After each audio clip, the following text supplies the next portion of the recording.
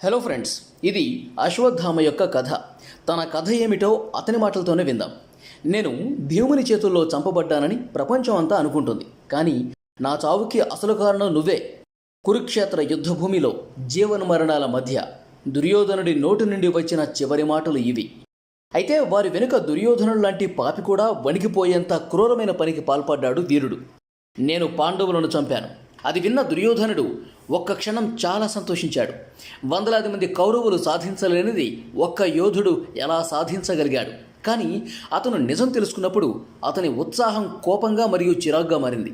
అతని కళ్ళలో భయం మరియు నిరాశతో కన్నీళ్లు వచ్చాయి. అవివేకి ఎలాంటి అఘాయిత్యానికి పాల్పడ్డారు. వాళ్ళు పాండవులు కాదు. ఆ సమయంలో ఆ యోధుడు మహాభారతంలోని అత్యంత క్రూరమైన మరియు పాపాత్మకమైన యోధుడయ్యాడు. పాండవ సేనను ఒంటరిగా ఓడించగల రుద్రుని రూపం దాల్చిన యోధుడు శ్రీకృష్ణుడి చేతనే శపించబడ్డాడు. ఈ కథ శతాబ్దాలుగా చెప్పబడింది. ఇది తన నుదుటిపై రత్నంతో జన్మించిన యోధుడు, గురుద్రోణుని కుమారుడు మరియు స్వయంగా శివుడు అశ్వత్థామ యొక్క కథ. అశ్వత్థామ 5000 సంవత్సరాల తర్వాత కూడా మన మధ్య సజీవంగా ఉన్నారు.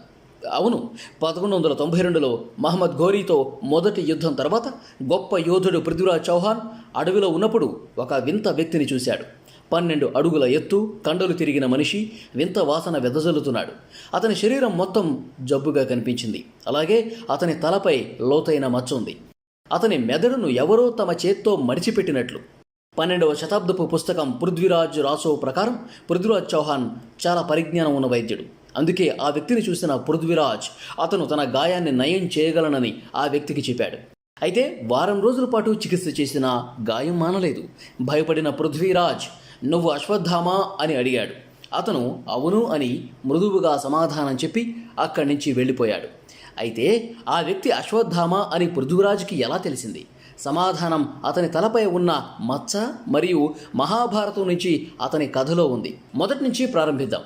ఓ ప్రభు, నీ తేజస్సును కలిగి ఉన్న, నీ అంత శక్తివంతుడైన, నీలో భాగమైన ఒక కొడుకును నాకు ప్రసాదించు అని చాలా సంవత్సరాల తపస్సు తర్వాత గొప్ప గురువు ద్రోణాచార్యుడు శివుణ్ణి కలిసినప్పుడు అతను ఈ వరం కోరాడు.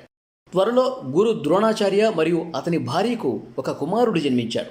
కానీ అది భూమి, ఆకాశం, మొత్తం విశ్వం అనుభూతి చెందేంత అద్భుత సంఘటన. పిల్లవాడు పుట్టిన తర్వాత ఏడవలేదు. కానీ అతను గుర్రంలా పెద్ద శబ్దం చేశాడు. మొత్తం భూమి, మొత్తం ఆకాశం అతని స్వరంతో ప్రతిధ్వనించింది. ఈ ప్రతిధ్వని కారణంగా అతని పేరు అశ్వత్థామ అని పెట్టడం జరిగింది. అంటే ఆ పేరు అర్థం గుర్రంలా ప్రతిధ్వనిస్తుందని. శివపురాణం ప్రకారం అశ్వత్థామ స్వయంగా శివుని అవతారం. అందుకే అతని నుదిటిపై రత్నం ఉంది. ఇది శివుని 3వ కన్నుగా పరిగణించబడుతుంది. ఆ రత్నం కారణంగా అశ్వత్థామకు ఆయుధం, వ్యాధి, ఆకలి, దాహం ఎప్పటికీ చంపలేని వరంగా లభించింది. అతనికి అమరత్వపు వరం లభించింది. గురుడు ద్రోణుడు తన కొడుకు శక్తివంతమైన యోధుడవుతాడని అర్థం చేసుకున్నాడు. బహుశా అందుకే అతనికి జ్ఞానాన్ని అందించాడు. అది అతన్ని మహాభారతంలోని అత్యంత క్రూరమైన యోధుడిగా మార్చింది. గురు ద్రోణాచార్యుడు అర్జునుడికి బ్రహ్మాస్త్రం మాత్రమే బోధించాడని చాలామంది నమ్ముతారు. అయితే ఇది నిజం కాదు. తన కొడుకు ముందు అశ్వత్థామకు బ్రహ్మాస్త్రం నేర్పాడు. అశ్వత్థామకు కురు యువరాజులందరితో పాటు బోధించారు. అతను అర్జునుడి వలె నైపుణ్యం కలిగిన విలుకాడు. అయితే ఎమోషన్స్పై అతనికి నియంత్రణ లేదనంటారు. శివుని వంశానికి చెందినవాడు కావటం వల్ల అతని భావోద్వేగాలు తీవ్రమైనవి. అది కోపమైనా లేదా గర్వమైనా. అయితే యుద్ధరంగంలో అశ్వత్థామ తన నైపుణ్యాన్ని పదే పదే నిరూపించుకున్నాడు. తన తండ్రికి మరియు అతని స్నేహితుడు దుర్యోధనుడికి మద్దతుగా అశ్వత్థామ కౌరవుల పక్షాన పోరాడాడు. మహాభారతంలోని విరాట పర్వం ప్రకారం యుద్ధానికి ముందు విరాట నగరంలో భీకర యుద్ధం జరిగింది. అక్కడ పాండవులు విజయం సాధించారు. కానీ ఆ యుద్ధంలో అర్జునుడు మరియు అశ్వత్థామ అనే 2 నైపుణ్యం కలిగిన విలుకాడులు ఎదుర్కొన్న సంగతి చాలామందికి తెలియదు. వారి మధ్య భీకర యుద్ధం జరిగింది. అర్జునుడిలాగే అశ్వత్థామ కూడా తన బాణాలన్నింటినీ సరళ రేఖలో వేయగలడు. కానీ చివరికి అశ్వత్థామకు బాణాలు లేకుండా పోయాయి మరియు వెనక్కి తగ్గాల్సి వచ్చింది. మహాభారత యుద్ధంలో అశ్వత్థామ భీముడు, యుధిష్ఠిరుడు మరియు దుష్టద్యుమ్నుని చాలాసార్లు ఓడించాడు. ఘటోత్కచ మరియు అతని మాయా రాక్షసులకు భయపడని ఏకైక యోధుడు అతను. అశ్వత్థామ ఒంటరిగా అంత భారీ మరియు శక్తివంతమైన యోధుడిని ఓడించాడు. అతను దాదాపు 1,00,000 మంది పాండవ సైనికులను చంపే విధంగా బాణాలు ప్రయోగించాడు. తన కొడుకు అభిమన్యుడికి మరణానికి ప్రతీకారం తీర్చుకోవడానికి అర్జునుడు జయద్రథుడిని చంపుతానని ప్రతిజ్ఞ చేయగా అశ్వత్థామ అర్జునుడిని ఆపి జయద్రథుడిని రక్షించాడు. అర్జునుడికి మరియు కర్ణుని మధ్య యుద్ధం జరిగినప్పుడు అర్జునుడు అతన్ని ఓడించబోతున్నప్పుడు అశ్వత్థామ అతనిని రక్షించడానికి వచ్చాడు.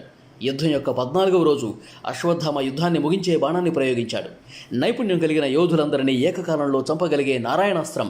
కానీ శ్రీకృష్ణుడు సైనికులందరినీ ఆయుధాలు వేసి నేలపై పడుకోమని ఆదేశించాడు. దీంతో అశ్వత్థామ దాడికి అడ్డుకట్టబడింది. అశ్వత్థామ కోపం దాని హద్దులు దాటి ఉంటే అతను ఒంటరిగా మొత్తం యుద్ధాన్ని ముగించగలడు. మహాభారత యుద్ధం యొక్క 14వ రోజున కౌరవులు తమ గొప్ప బలాన్ని కోల్పోయారు. మనవుడైన భీష్ముడి తర్వాత గురుద్రోణుని ఓడించగల సామర్థ్యం గల కౌరవ సైన్యానికి నాయకత్వం వహించింది గురుద్రోణాచార్య మాత్రమే. గురుద్రోణుడి జ్ఞానానికి, శక్తికి ఎవ్వరూ ఎదురు నిలబడలేరు. అతన్ని ఓడించడం అసాధ్యం. అందువల్ల శ్రీకృష్ణుడు అతన్ని నిరాయుధులను చేయటానికి మోసాన్ని ఆశ్రయించాడు మరియు దుష్టద్యుమ్నుడు అతన్ని చంపాడు. ఈ విషయం తెలుసుకున్న అశ్వత్థామ ఆగ్రహానికి లోనయ్యాడు. అయినప్పటికీ యుద్ధం విరమించి పాండవులతో శాంతి నెలకొల్పమని దుర్యోధనుణ్ణి అభ్యర్థించాడు. అశ్వత్థామ ఎక్కువ మందిని లేదా తన ప్రియమిత్రుడు దుర్యోధనుణ్ణి కోల్పోవాలని కోరుకోలేదు. కానీ చివరికి అదే జరిగింది. యుద్ధం యొక్క 18వ రోజున అశ్వత్థామ మహాభారత యుద్ధ భూమిలో తన మిత్రుడు దుర్యోధనుడు ప్రాణాలతో పోరాడటం చూశాడు. అతను తొడపై కొట్టబడ్డాడు, యుద్ధ నియమాలను ఉల్లంఘించాడు మరియు ఓడిపోయాడు. పాండవులను అంతం చేస్తానని అశ్వత్థామ దుర్యోధనుడికి మాటిచ్చాడు. పాండవ శిబిరానికి చేరుకోగానే అశ్వత్థామ శివుణ్ణి ఆరాధించాడు. అతని కోపం మరియు శక్తి అన్ని పరిమితులను మించిపోయింది. రాత్రికి రాత్రే పాండవ శిబిరంలోకి ప్రవేశించి తన దారిలో వచ్చిన వారిని చంపేశాడు. దుష్టద్యుమ్నుడు, శిఖండి వంటి గొప్ప యోధులను అశ్వత్థామ ఒంటరిగా ఓడించి మొత్తం పాండవ సైన్యాన్ని నాశనం చేశాడు. గుడారాలన్నీ తగలబెట్టాడు. చాలామంది సైనికులు నిద్రిస్తున్న సమయంలో సజీవ దహనమయ్యారు. తన తండ్రి మరణానికి ప్రతీకారం తీర్చుకోవటానికి అతను దుష్టద్యుమ్నుని చంపి అతని శిరస్సును చితకబాదాడు. చివరగా అతను 5-6 నిద్రిస్తున్న ఒక చిన్న గుడారంలోకి ప్రవేశించాడు. చీకట్లో అశ్వత్థామ వారిని పాండవులుగా భావించి చంపేశాడు. అప్పుడు వారిలో ఒకడు భీముడు అని భావించి అతని తల నరికి ఆ తలను దుర్యోధనుడి వద్దకు తీసుకెళ్లాడు. రక్తంతో తడిసిన అశ్వత్థామ తాను పాండవులను చంపలేదని, వారి కుమారులను చంపానని గ్రహించాడు. మరుసటి రోజు ఉదయం పాండవులు తమ శిబిరానికి తిరిగి వచ్చినప్పుడు వాటిని చూసి వారి ఆత్మలు వణికిపోయాయి. అంతా శిథిలావస్థలో ఉంది. వారి సైన్యం మొత్తం నాశనం చేయబడింది మరియు వారి కుమారులు చనిపోయారు. అగ్ని 5గురిని దహించింది. పాండవుల కళ్ళు ఆవేశంతో నిండిపోయాయి. అశ్వత్థామను నాశనం చేయాలని కోరిన అగ్ని, కానీ అశ్వత్థామ వరం వల్ల ఎవరూ ఓడించలేకపోయారు. పెద్ద యుద్ధం కూడా జరిగింది. తన తండ్రి హెచ్చరికను పట్టించుకోకుండా అశ్వత్థామ మొత్తం ప్రపంచాన్ని నాశనం చేయగల బ్రహ్మాస్త్రాన్ని ఉపయోగించాలని నిర్ణయించుకున్నాడు. శ్రీకృష్ణుడు కూడా బ్రహ్మాస్త్రాన్ని ప్రయోగించమని అర్జునుడికి సలహా ఇచ్చాడు. 2 ఆయుధాలు ఢీకొడుతున్నప్పుడు వేదవ్యాసుడు ప్రత్యక్షమై వారిని ఆపమని సలహా ఇచ్చాడు. అర్జునుడు వెనుదిరిగాడు. కానీ అశ్వత్థామకు తన ఆయుధాన్ని ఎలా నియంత్రించాలో తెలియలేదు. ఆయుధాన్ని పర్వతానికి మళ్లించమని వేదవ్యాసుడు అతనికి సలహా ఇచ్చాడు. కానీ అశ్వత్థామ ఇప్పటికీ ప్రతీకారం తీర్చుకోవాలని కోరుతూ పాండవుల చివరి వారసుడు గర్భవతి అయిన ఉత్తరపై ఆయుధాన్ని గురిపెట్టాడు. ఈ సమయంలో శ్రీకృష్ణుడు జోక్యం చేసుకుని ఆయుధాన్ని ఆపటానికి తన సుదర్శన చక్రాన్ని ప్రయోగించాడు. అశ్వత్థామ యొక్క క్రూరత్వం శ్రీకృష్ణుని విపరీతమైన కోపంతో నింపింది మరియు అతను అశ్వత్థామను శపించాడు. నీ చర్యల కారణంగా నీవు కుష్టు వ్యాధితో బాధపడతావు. దీనివల్ల మీ చర్మం క్షీణిస్తుంది. ప్రజలు నీ దగ్గర నుంచి పారిపోతారు. అలాగే ఎల్లప్పుడూ రక్తస్రావం చేసే పుండ్లతో కప్పబడి ఉంటావు. ఎవరూ నీకు సాయం చేయరు. ఎవరూ నీకు ఆహారం ఇవ్వరు.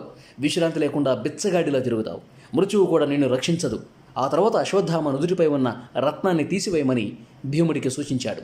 ఆ క్షణం నుంచి అశ్వత్థామ భూలోకంలో సంచరిస్తున్నాడని ప్రతీతి. కలియుగం యొక్క చెడుల నుంచి ప్రపంచాన్ని విముక్తి చేయటంలో అతనికి సహాయపడే కల్కి అవతారమైన విష్ణువు యొక్క చివరి అవతారం కోసం అతను ఎదురు చూస్తున్నాడని నమ్ముతారు. అనేక శతాబ్దాలుగా వివిధ వ్యక్తులు అశ్వత్థామను వేరువేరు సమయాల్లో చూశారని పేర్కొన్నారు. అయితే ఈ కథనాలలో ఎంతవరకు నిజం ఉందనేది గోప్యంగానే ఉంది.